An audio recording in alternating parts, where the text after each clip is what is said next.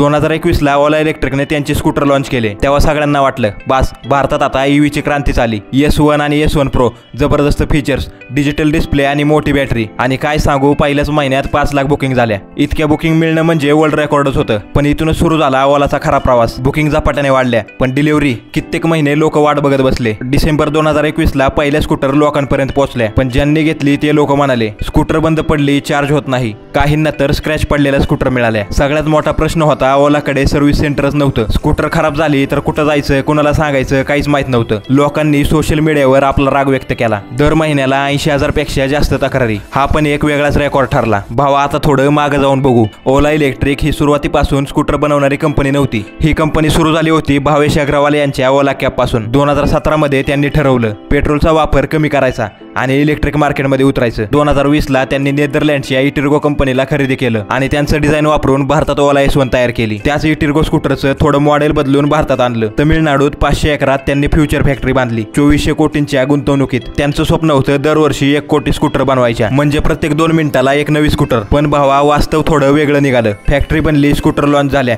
पण योग्य टेस्टिंग झालंच नव्हतं। ज्या लोकांनी घेतल्या तेच पुढे टेस्टिंग युजर ठरले। 2022ला विक्री वाढली, पण 2023 मध्ये तक्रारींचा पाऊस झाला। बॅटरी हिटिंग, सॉफ्टवेअर बग्स आणि काही प्रकरणात तर आग लागल्याच्या घटना। 2024 मध्ये विक्रीचा ग्राफ घसरू लागला। ऑक्टोबर मध्ये 41,000 तर डिसेंबर मध्ये फक्त 13,000। लोकांचा विश्वास उडाला आणि लोक हळूहळू TVS, बजाज आणि एथरकडे वळले। भावा आज फक्त 19% लोकच ओला घेण्यासाठी तयार आहेत। बाकीचं मार्केट बजाज, TVS ने घेतलंय। पण तरीही भावा ओलाने अजून हार मानली नाही। नवीन अपडेट, सुधारलेली सर्व्हिस आणि नवीन स्कूटरवर कंपनी पुन्हा काम करायला लागली। पण भावा ग्राहकांचा विश्वास एकदा उडाला की तो परत मिळवणं सोपं नसतंय बरं का। तर भावा प्रश्न असा, ओला पुन्हा चार्ज होईल का? भावांनो कमेंट करा आणि व्हिडिओ आवडला असेल तर लाईक करा आणि चॅनलला सबस्क्राईब करा।